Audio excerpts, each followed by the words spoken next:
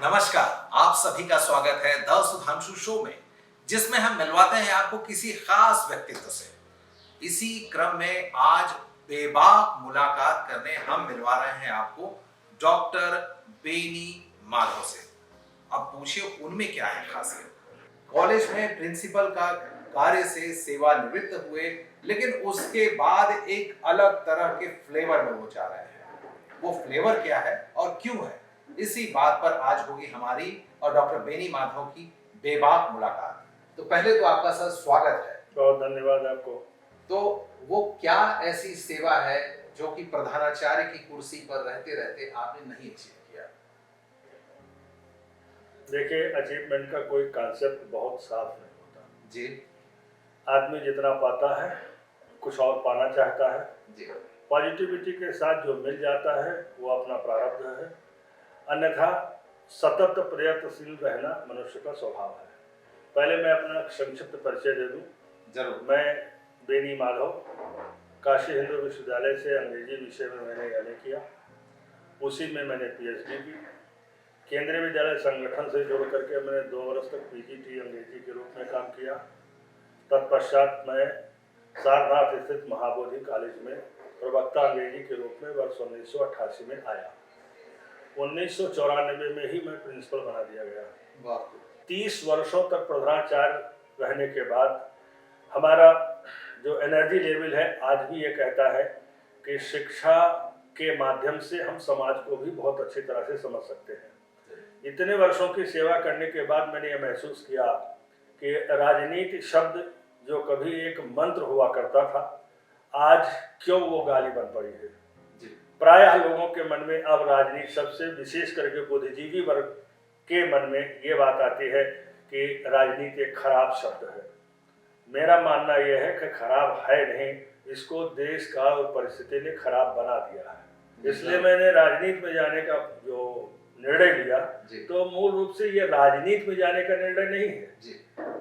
स्नातक एमएलसी या एमएलसी का चुनाव, आप कॉन्स्टिट्यूशन ऑफ इंडिया पढ़ लीजिए, उसमें आप जानेंगे कि राजनीति में चुनाव के अलावा भी कुछ ऐसे पद होते हैं जिस पर या तो लोग मनोनीत होते हैं या तो विशेष वर्ग के लोग ही उस जगह का चयन करते हैं। उसी में है स्नातक एमएलसी। और शिक्षक एमएलसी और स्नातक एमएलसी होने के लिए शिक्षक ही सामने आते थे। इधर कई वर्षों से क्या ये मान के चलिए कि अब ट्रेंड सा बन गया है कि पार्टीज भी अपना हस्तक्षेप करने लगी। मैं उस तरफ बहुत विस्तार से न जाकर ये बताना चाहता हूँ कि एक शिक्षक होने के नाते राजनीति को मैंने किया भले ना हो, लेकिन बहुत नज़दीक से पढ़ा है और समझा है। मेरा अपना मानना है कि स्नातक एमएलसी का चुनाव निश्चित रूप से उस व्यक्ति को लड़ना चाहिए जिसके पास अपना कोई अनुभव हो, या जो हमारे स्नातक हैं जो उनकी वास्तविक समस्या है उस समस्या की ओर जिसका ध्यान जाना चाहिए। विचार करिए कि अगर कोई पार्टी चुनाव लड़ाती है और एमएलसी उसका होता है, तो ये मान के चलिए कि वो पार्टी के एजेंडे पर रह करके काम कर सकता है। उसको हो सकता है कि स्नातक एमएलसी की जन भावना कुछ और है और पार्टी की भावना कुछ और है, तो जो प्रतिनिधि चुन के गया है वो अपने वोटर्स की भावना को ना कह करके पार्टी की भावना को लादता है। मैं इससे इत्तेफाक नहीं रखता हूँ। मैं ये कहना चाहता हूँ कि ठीक तरीके से जो हमारा एमएलसी वोटर है उसकी वास्तविक समस्या क्या है, बेरोजगारी है, उसकी शिक्षा का सवाल है, उसको नौकरी के अवसर जो नहीं मिल पा रहा है या मिल पा रहा है तो किन किन परिस्थितियों से वो जूझ रहा है, इसके लिए कोई ठोस कदम उठाया जाना चाहिए। और सरकार का काम है ये कि उनकी वो प्रॉब्लम को समझे और करें। मेरे मन में आया और आदर्श के रूप में हमने लाल बहादुर शास्त्री जी को चयन किया है।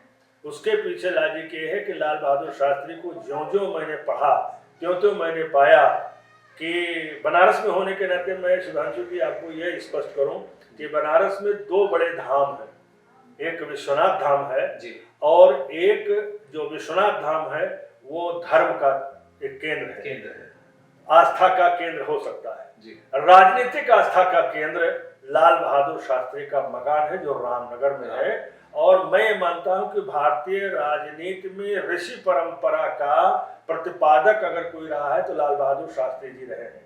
अनेक ऐसे उदाहरण हैं कि लाल बहादुर शास्त्री के जीवन पर आधारित जो ग्रंथ उपलब्ध है उसकी एक एक पंक्तियां आपको झकझोर के रख देगी।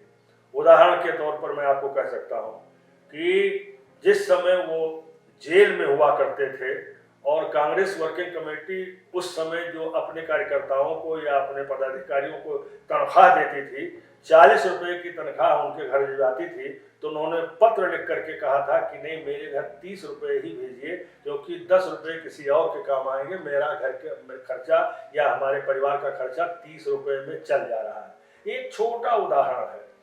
आप ये विचार करिए कि जिस समय 18 महीने का कार्यकाल केवल उनका रहा है, यह तो आप अच्छी तरह जानते हैं कि रेल मंत्री थे, रेल दुर्घटना हुई, नैतिकता के आधार पर उन्होंने इस्तीफा दे दिया। इसके अलावा भी तमाम उदाहरण हैं। प्रधानमंत्री के रूप में जब उनको देश मिला था तो वो देश तीन तरह से जो आहत महसूस कर रहा था। चाइना से उसकी हार हुई थी, भुखमरी का दौर चल रहा था, और 1965 की लड़ाई वो उनके लिए सामने चैलेंज था। पहले प्रधानमंत्री वो थे जिन्होंने सेना को मुक्त कर दिया था कि आप निर्णय लें और देश की सुरक्षा करें। बयान आप पढ़ेंगे तो आप आश्चर्यचकित रहेंगे कि तमाम सेना के अधिकारियों ने बयान दिया है कि उन्होंने ऐसा कालखंड भी देखा है जब वो तैयार बैठे हैं, अटैक करने के मूड में हैं, लेकिन अगर दिल्ली से आदेश नहीं जाता था तो वो अटैक नहीं कर पाते थे। परिणाम क्या हुआ? देश की सीमाएं सिकुड़ गईं, हमारे जमीनों पर अतिक्रमण हुआ, हम पराजित हुए, हम संकोच में पड़े रहे और राजनीति हमारी सेना पर हावी रही।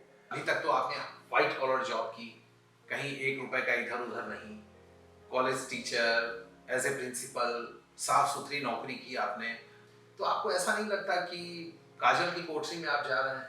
ऐसा नहीं है। काजल की कोठरी लाल बहादुर शास्त्री जब थे तो था कि उनके पास प्रधानमंत्री के रूप में केवल 4 कुर्ते थे, 2 नए 2 पुराने, और उसी समय के राजनेता ऐसे थे, मैं नाम लेना उचित नहीं समझता हूं, कि जिनके कपड़े पेरिस धुलने जाते थे। तो काजल की कोठरी ये आज से नहीं है जी, ये सदियों से रहा है, लेकिन उसमें लाल बहादुर शास्त्री भी हुआ करते थे।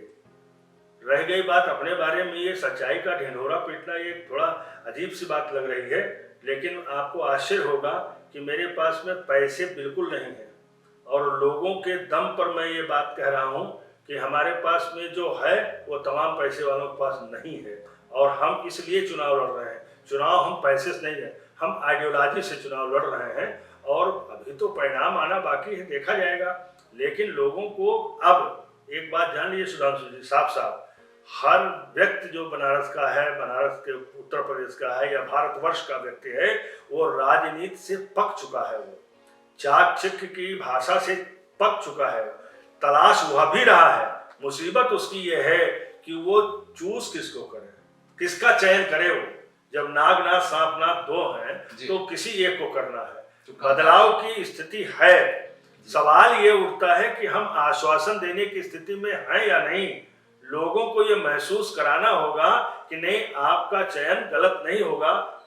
अभी बहुत खराब स्थिति नहीं है, भारतवर्ष महान ऐसे ही नहीं रहा पहले से, ये कुछ देर की गंदगी है, बदलेगा।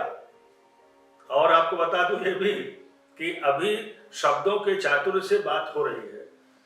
मैं पार्टी लाइन पर बात ना करते हुए भी ये कहूंगा कि हमारे देश का नेतृत्व, प्रदेश का नेतृत्व दोनों बहुत अच्छा है, इसमें दो राय नहीं।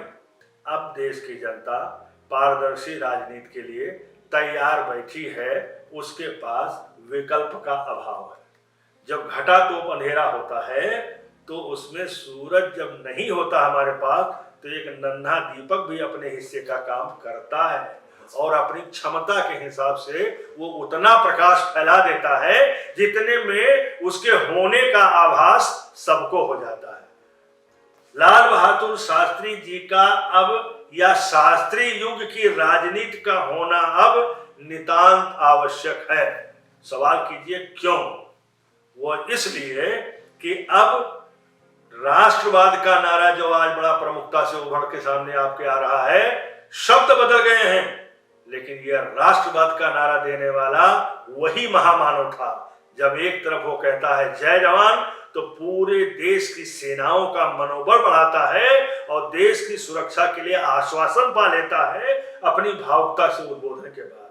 और दूसरी तरफ जब वो कहता है जय किसान, तो पूरे देश के लोगों का भरण पोषण करने वाला वह ग्राम देवता अपने आप को गौरवान्वित महसूस करता है और नीर क्षीर विवेक के साथ में भावुकता से उनके साथ जुड़ता है। और परिणाम भी आपको उसी समय दिखाई पड़ा कि जब वो प्रधानमंत्री थे तो अमेरिका की जो घुड़की मिली, अनाज की सप्लाई हम नहीं करेंगे, उस व्यक्ति की महानता को आप परखिए थोड़ा कि वो आज का समय होता तो देश के बाहर अंतरराष्ट्रीय स्तर पर खेमेबाजी शुरू होती, लोग मांगना शुरू करते, कूटनीति करना शुरू करते।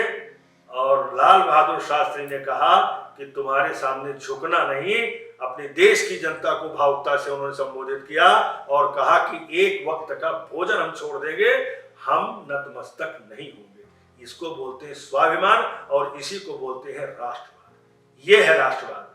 आज उस राष्ट्रवाद की वापसी है। आज देश ने निश्चित रूप से बहुत विकास किया, हम अंतरिक्ष पर चले गए, नित नए प्रयोग हो रहे हैं, सड़कें बिछ गई, इंफ्रास्ट्रक्चर बहुत हो गया, समुन्नत हो गया देश।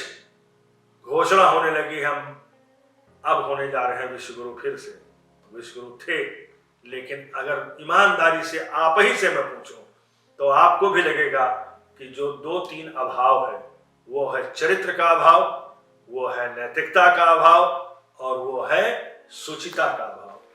और ये चरित्र, नैतिकता और सुचिता लाल बहादुर शास्त्री के चरित्र में हमें मिलती है। और अगर देश की जनता ने एक बार फिर से महसूस कर लिया, उनको ये कह के नहीं अलग किया जा सकता है कि वो कांग्रेस के थे। Talk to yourself. मैं लोगों को प्रेरित करूंगा कि पहले स्वयं से संवाद करें।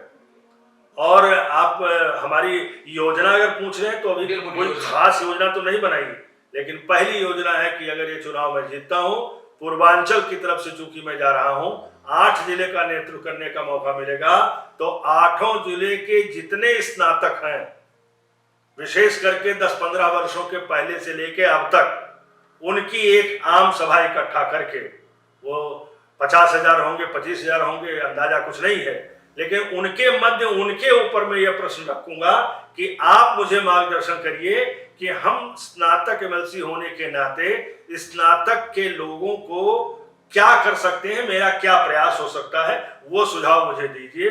वो जब इकट्ठा होंगे, क्योंकि मैं उनकी आवाज बन के जा रहा हूं, ना कि अपनी आवाज उनको देने जा रहा हूं। उनकी आवाज क्या होगी उसका विवेचन होगा और उस हिसाब से मेरा काम होगा। और सच ये है कि किसी भी नागरिक को भारतवर्ष के चाहिए क्या,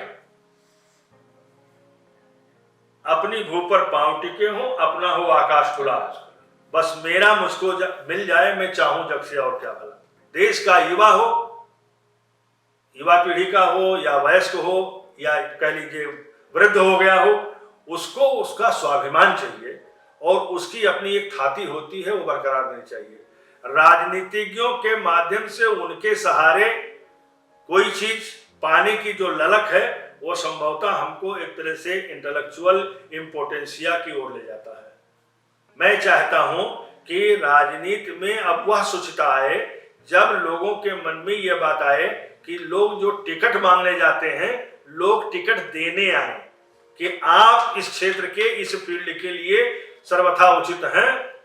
यह राजनीति उस दिशा की ओर चलने की कोशिश करेगी। बहुत इस शरीर का, इस मन का, इस पढ़ाई का, इस अनुभव का और मनुष्य होने का जो दायित्व शेष है, उस राजनीति के इस अध्याय से पूरा किया जाए, ये मेरा प्रयास है। अच्छा डॉक्टर बेनी माधव साहब, ये बताइए कि यूथ और स्टूडेंट्स को लेकर के आपका क्या विजन है? पूरे जीवन एक बड़ा साफ सुथरा विजन मेरा था जी। छत्र छात्र और पुत्र अपने सिर के ऊपर अच्छे लगते हैं। मैं जो कुछ नहीं कर पाया, मैं चाहता हूं कि वो सारी संभावनाएं जो मुझसे थी नहीं पूरी हुई तो मेरे छात्रों से पूरी हुई। 36-37 वर्ष सेवा में रहा और अपने मुंह से कहना बहुत उचित होगा नहीं, लेकिन कोई क्षेत्र ऐसा नहीं है जहां पर हमारे बच्चे न गए हों और अच्छी पोजीशन में गए हैं। मैं प्रायः विद्यालय में यही कहता था, किसी लड़के में कोई खास बात है तो कभी डांट के कहा, कभी धीरे से कान में कहा, काश मैं तुम होता तो मैं ये कर लेता। तो इस तरह की बातें करने पर एक तरह से वो मोटिवेटेड भी होते थे, और वो जो भटकाव उनके अंदर था वो नहीं होता। राजनीति में भी मैं अध्यापक बन के ही रहना चाहता हूँ।